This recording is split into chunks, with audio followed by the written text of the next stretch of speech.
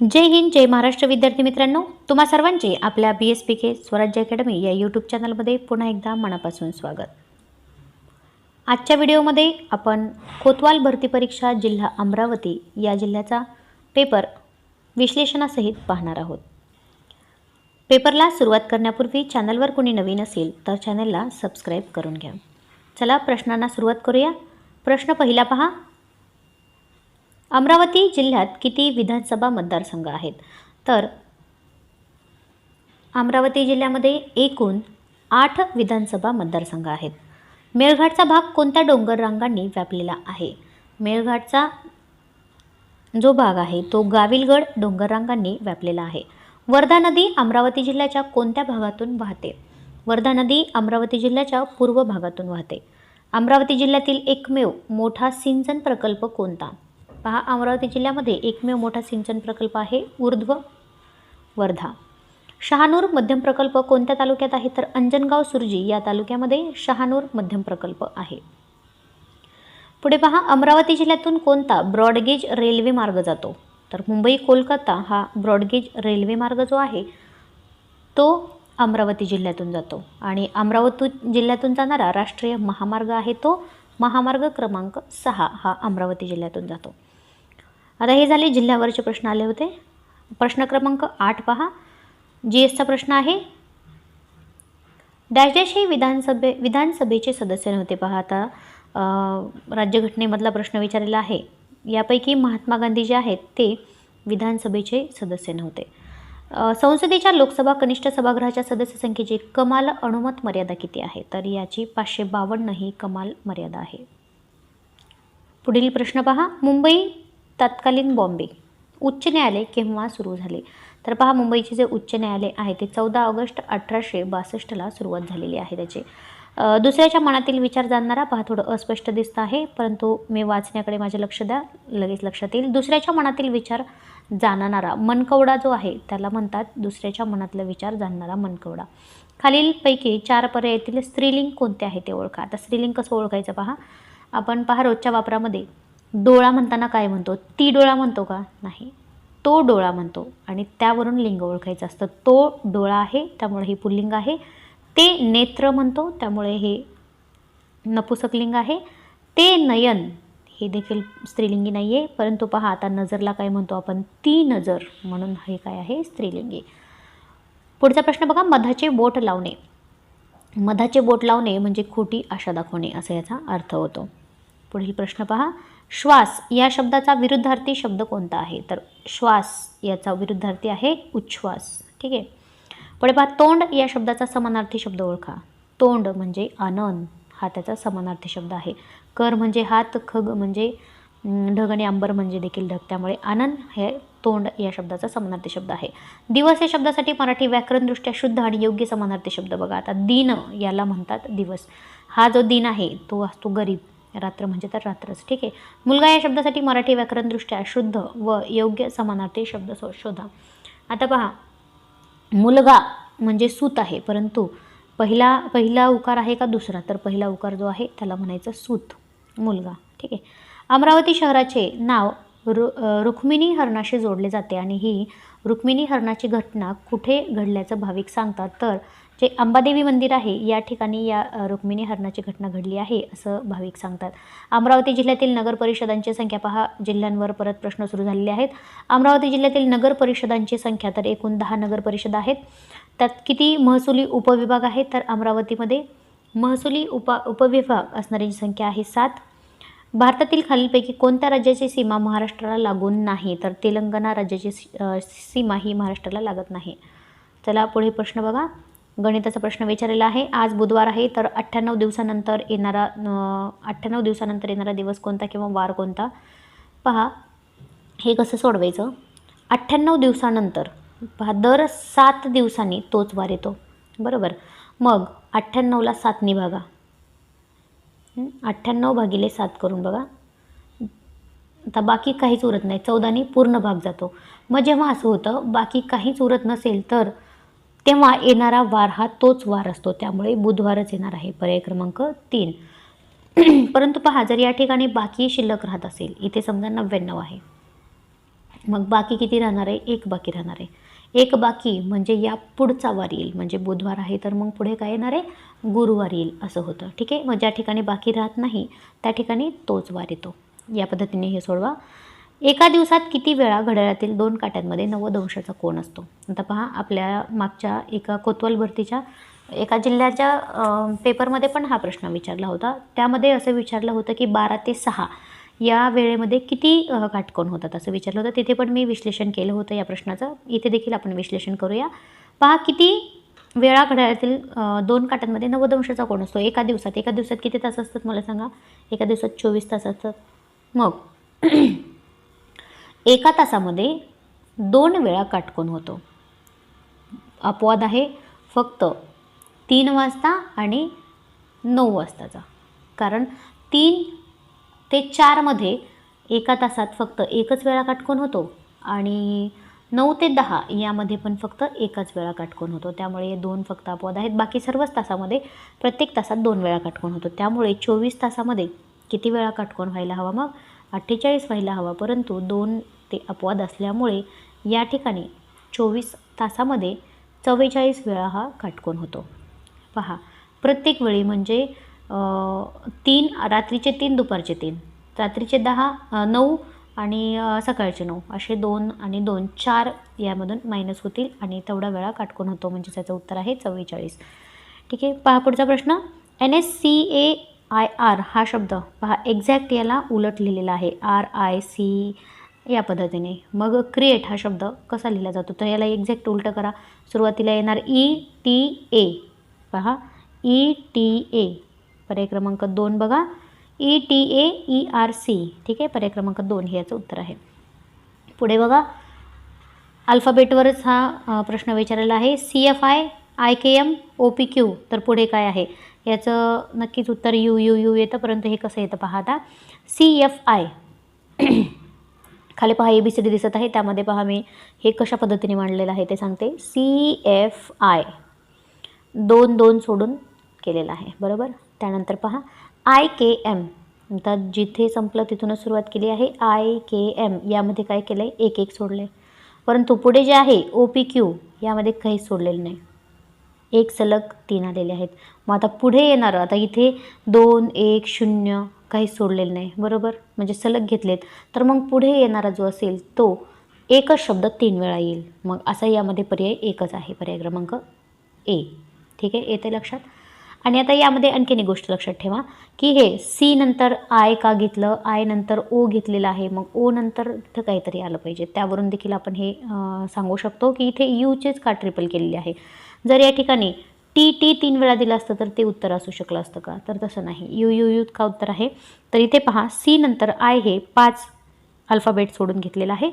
I नंतर O घेतलेलं आहे. ते देखील 5 अल्फाबेट सोडून घेतलेलं आहे. त्यामुळे O नंतर 5 अल्फाबेट सोडूनच घ्यायचं आहे. तर हे 3 हे 2 अल्फाबेट. 5 अल्फाबेट सोडून काय येतं? U. त्यामुळे U हे 3 वेळा आलेलं आहे. ठीक आहे. पुढचा प्रश्न बघा. घन म्हणजे क्यूब जे आहे त्याला कडा किती असतात? आता घनाच्या बाबतीमध्ये एक गोष्ट लक्षात ठेवा. 8 12 आणि 24 या 3 गोष्टी या घनाच्या बाबतीत लक्षात ठेवा. 8 जे आहे ते शिरोबिंदू असतात. घनाला शिरोबिंदू किती असतात? 8. ठीक आहे. 12 कडा असतात आणि 24 कोण असतात. घनाला 24 कोण, 12 कडा आणि 8 शिरोबिंदू या 3 गोष्टी घनांच्या बाबतीत लक्षात ठेवा. चला पुढच्या प्रश्नाकडे जाऊया. पहा पुढील प्रश्न. एका 18 मीटर रुंदीच्या वर्तुळाकार धावपट्टीच्या आतील वर्तुळाचा परिघ म्हणजे 2 वर्तुळ एकामध्ये एक आहेत. हे बाहेरचं वर्तुळ आहे आणि हे आत एक वर्तुळ आहे. मग दिलेला आहे आतल्या वर्तुळाचा परिघ. या वर्तुळाचा परिघ दिलेला आहे. ठीक आहे. आणि याचा परिघ आहे 880 मीटर. पहा आता फक्त आतल्या वर्तुळाचा आहे हा, इथे नाही आहे. हे काय दिलेलं आहे? जे 18 मीटर रुंदी दिलेली आहे ती फक्त बाहेरच्या वर्तुळाची रुंदी आहे. ठीक आहे. ही याची रुंदी आहे 18. म्हणजेच ही जेवढी जागा आहे ती 18 मीटरची आहे. त्यानंतर पुढे पहा. धावपट्टीच्या बाहेरील वर्तुळाची त्रिज्या विचारलेली आहे. आता आतील वर्तुळाचा पूर्ण आपल्याला परिघ माहिती आहे 880, त्यावरून आपण त्रिज्या काढू शकतो. वर्तुळाचा परिघ बरोबर सूत्र आहे 2πr. यावरून त्रिज्या काढू शकतो. 880 बरोबर 2 गुणिले पायची किंमत असते 22/7 गुणिले r. यामध्ये पहा r इथेच ठेवा आणि हे 880 काय होणार आहे इथे पहा. एक मिनिट आपण क्लिअर करू म्हणजे तुम्हाला लिहिलेलं लक्षात येईल.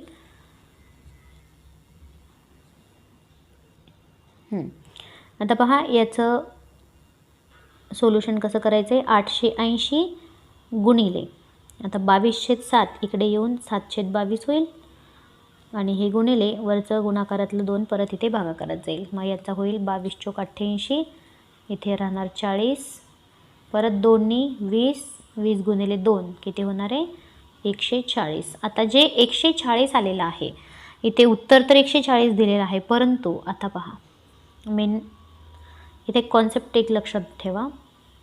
पहा वर्तुळामध्ये वर्तुळ आहेत, 2 वर्तुळ आहेत बरोबर. हे एक वर्तुळ आहे आणि हे एक वर्तुळ आहे. परिघ आतल्या वर्तुळाचं दिलेलं होतं तर त्रिज्या पण आतल्याच वर्तुळाची असणार ना. म्हणजे 140 आलेलं आहे ते आतल्या वर्तुळाची त्रिज्या आहे. तर विचारली आपल्याला बाहेरील वर्तुळाची त्रिज्या. आता ही आतल्या वर्तुळाची त्रिज्या हीच जेव्हा कंटिन्यू इकडे जाईल तेव्हा ती बाहेरच्या वर्तुळाची त्रिज्या होईल.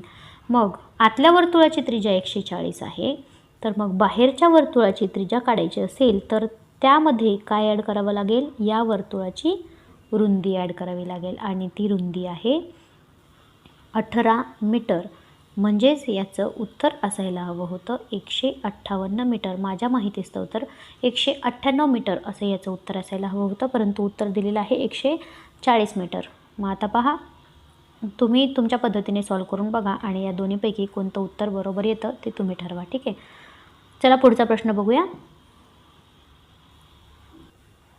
एका पेटीत 8 लाल, 7 निळे आणि 6 हिरवे चेंडू आहेत. जर त्यामधील कोणताही एक चेंडू उचलला तर तो लाल किंवा हिरवा राहणार नाही, याची शक्यता किती आहे. पहा खूप सोपं आहे हे. असंही पहा 8 लाल चेंडू आहेत, परत 7 आणि 6 हिरवे चेंडू, एकूण चेंडू किती आहेत 21. ठीक आहे, मग आता यामध्ये लाल पण आणायचा नाही आणि हिरवा पण आणायचा नाही, फक्त निळे चेंडू येण्याची शक्यता विचारली आहे. मग सोपे 21 पैकी 7 चेंडू आणायचेत असं. 21 पैकी 7, मग ही शक्यता 7/21. जर पर्याय नसेल तर ह्याला संक्षिप्त रूप द्या 7 1 7, 7 3 21, 1/3 तर उत्तर असेलच त्याचं. पर्याय क्रमांक 1 हे याचं उत्तर आहे. ठीक आहे, खालीलपैकी कोणत्या देशाने चंद्रावर सॉफ्ट लँडिंगचे यश प्राप्त केलं नाही. आता बघा इंग्लंडने सॉफ्ट लँडिंग केलेलं नाही आहे आतापर्यंत. भारत, चीन, सोव्हिएत युनियन या तीनही देशांनी सॉफ्ट लँडिंग केलेलं आहे आणि त्याचबरोबर USA देखील सॉफ्ट लँडिंग केलेलं आहे. फक्त इंग्लंड आहे की त्यांनी केलेलं नाही. USA म्हणजेच नासाने सॉफ्ट लँडिंग केलेलं आहे. ठीक आहे, कोणत्या देशाची सीमा मणिपूरला लागून आहे. तर पहा मणिपूरला लागून असणाऱ्या देशाची सीमा आहे ती म्यानमार या देशाची सीमा मणिपूरला लागून आहे. डॅश या संतांनी आपल्या कृतीतून सार्वजनिक स्वच्छतेचं महत्त्व जनतेला समजवलं. हे सर्वांनाच माहिती आहे. संत गाडगेबाबा सार्वजनिक स्वच्छतेचं महत्त्व समजवतात. महाराष्ट्रात राष्ट्रसंत म्हणून कोणाला ओळखलं जातं तर राष्ट्रसंत तुकडोजी महाराज आहेत. त्यानंतर 8 मार्च हा दिवस जागतिक महिला दिन म्हणून साजरा केला जातो. राष्ट्रीय मतदारसंघ 25 जानेवारीला आहे. हा प्रश्न रिपीट झालेला आहे. मागे पण एका जिल्ह्याच्या कोतवाल परीक्षेमध्ये हा प्रश्न विचारला गेलेला आहे. मोठ्यात मोठी 5 अंकी संख्या आणि लहानात लहान 4 अंकी संख्येतील फरक पहा. मोठ्यात मोठी जी संख्या असते ती 9 ने सुरुवात होते. 9 9 9 5 अंकी विचारले आहे, त्यामुळे 5 वेळा 9. आणि लहानात लहान 4 अंकी संख्या 0 0 0. ठीक आहे, बस यांची वजाबाकी करायची आहे. यांची वजाबाकी येणार आहे 98 999. 98 999 पर्याय क्रमांक बी. ठीक आहे, पुढे पहा. 1 डझन आंबे 360 रुपये, तर 4 डझनाची पेटी घेऊन समीरनं काय केलं, 2 आंबे खाऊन टाकले आणि ती पेटी रमेशला दिली. तर रमेशकडे किती रुपयाचे आंबे गेले. बरोबर, पहा हे देखील सोपं आहे. काय करणार आहात तुम्ही, सुरुवातीला 360 रुपयाला डझन आंबे आहेत. डझन म्हणजेच किती 12 आंबे. 360 रुपयाला 12 आंबे आहेत, तर एका आंब्याची किंमत आपण या पद्धतीने काढू शकतो. एका आंब्याची किंमत होते 30 रुपये. 30 रुपयाला एक आंबा पडला. आता यानुसार आपण त्यांनी 2 आंबे संपवलेत म्हणजे 60 रुपयाचे आंबे संपवलेले आहेत. चला पुढे पहा. आता त्यांनी 4 डझनची पेटी घेतली. बरोबर, मग 1 डझन आंबे 360ला असतील तर 4 डझन आंब्याची किंमत किती होणार आहे, गुणिले 4 करा. पहा 4 0 0 6 24ला 4 हातचे 2, 4 एकम 12 13 14 1440 रुपयाला ती पेटी पडलेली आहे. परंतु हे सगळेच आंबे त्याने त्याला दिलेत का? नाही. त्याने 2 आंबे खाल्लेत त्यातले.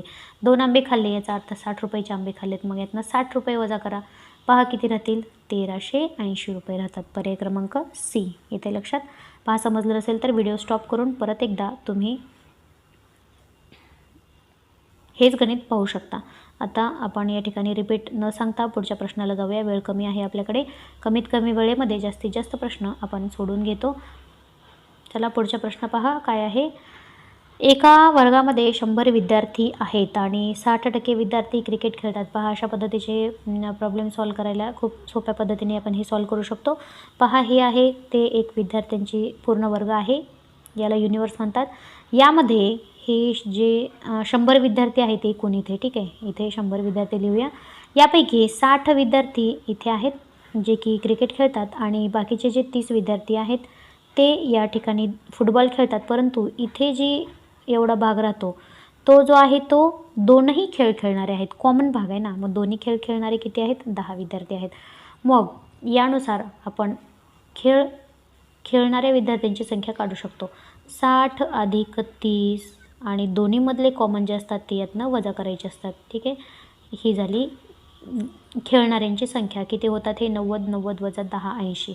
खेळणाऱ्यांची संख्या 80 आहे. मग साहजिकच न खेळणाऱ्यांची संख्या किती येणार आहे?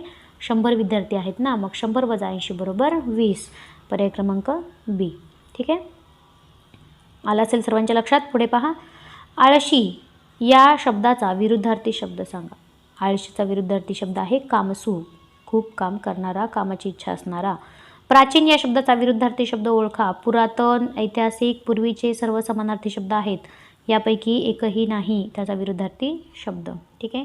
पुढे प्रश्न बघा. प्रश्न क्रमांक 40. शुद्ध शब्द ओळखा. कल्पना हा शब्द कोणत्या पद्धतीने शुद्ध लिहितात? तर प ला अर्ध ल जोडलं जाते. म्हणजे अगोदर ल आणि मग प. कल्पना. लचा उच्चार अगोदर होतो त्यामुळे ल अगोदर जोडलं जातं. ठीक आहे. हे झाला प्रश्न क्रमांक 40. कल्पना हा शुद्ध शब्द. पर्याय क्रमांक 2. पुढे पहा. खालीलपैकी चुकीची जोडी ओळखा. आता इथे शहर आणि त्यातील प्रसिद्ध फळे दिलेली आहेत. अलिबागचं कलिंगड बरोबर आहे. सांगलीचे द्राक्ष प्रसिद्ध आहेत. वसईची केळी प्रसिद्ध आहे परंतु राजेवाडीची संत्री प्रसिद्ध नाही. तर राजेवाडीचे काय प्रसिद्ध आहेत? अंजीर. ठीक आहे. अंजीर प्रसिद्ध आहेत. चला पुढे पहा. MTDC म्हणजे खालीलपैकी काय आहे? आता पहा. महाराष्ट्र पर्यटन विकास महामंडळ म्हणजे आहे MTDC. म्हणजे त्याला म्हणतात Maharashtra tourism development corporation. MTDC म्हणजे Maharashtra tourism development corporation MTDC. क्षेत्रफळाच्या दृष्टीने महाराष्ट्रातील सर्वात मोठा जिल्हा नगर म्हणजे अहमदनगर हा क्षेत्रफळाच्या दृष्टीने सर्वात मोठा जिल्हा आहे. आता इथे पहा. एक विद्यार्थ्यांचा समज होऊ शकतो की अमरावतीचा पेपर आहे तर मग इथे अमरावती पर्याय कुठं दिलेला असेल आणि अमरावती उत्तर तिथे नाही लिहून टाकायचं. इथे सर्वात मोठा जिल्हा अहमदनगर आहे. ठीक आहे. कोणत्या जिल्ह्यास ज्वारीचे कोठार म्हणतात? अहमदनगरचा पेपर आहे म्हणून अहमदनगरला ज्वारीचे कोठार म्हणतात असं नाही. तर ज्वारीचे कोठार सोलापूरला म्हटलं जातं. ठीक आहे. व्यवस्थित लक्षात ठेवा. एलोरा लेण्यांमध्ये कुठल्या धर्माचे शिल्प पाहायला मिळतात? आता एलोरा जे लेण्या आहेत त्या हिंदू, बौद्ध, जैन या तिन्ही धर्माचं शिल्प त्या ठिकाणी पाहायला मिळतं. म्हणून पर्याय क्रमांक डी हे याचं उत्तर असेल यापैकी सर्व. जिल्हा पातळीवर पूर्णपणे ई-ऑफिसचा उपयोग करणारा महाराष्ट्रातील पहिला जिल्हा कोणता? आता पहा. ई-ऑफिसचा उपयोग करणारा महाराष्ट्रातील पहिला जिल्हा आहे सिंधुदुर्ग. ठीक आहे. पुढे पहा. भारतरत्न या पुरस्काराने सन्मानित केलेले महाराष्ट्रातले पहिले व्यक्ती कोण आहेत? आता महर्षी धोंडो केशव कर्वे यांना भारतरत्न पुरस्कार मिळाला होता आणि ते महाराष्ट्रातले पहिले व्यक्ती होते जे पहिल्यांदा भारतरत्न पुरस्कार मिळवला होता त्यांनी. ठीक आहे. महाराष्ट्रातील सर्वाधिक वनक्षेत्र असलेला जिल्हा गडचिरोलीला सर्वाधिक वनक्षेत्र आहे. ठीक आहे. महाराष्ट्राची सांस्कृतिक राजधानी कोणत्या शहराला म्हटलं जातं? पुणे. तिथे काय उणे. ठीक आहे.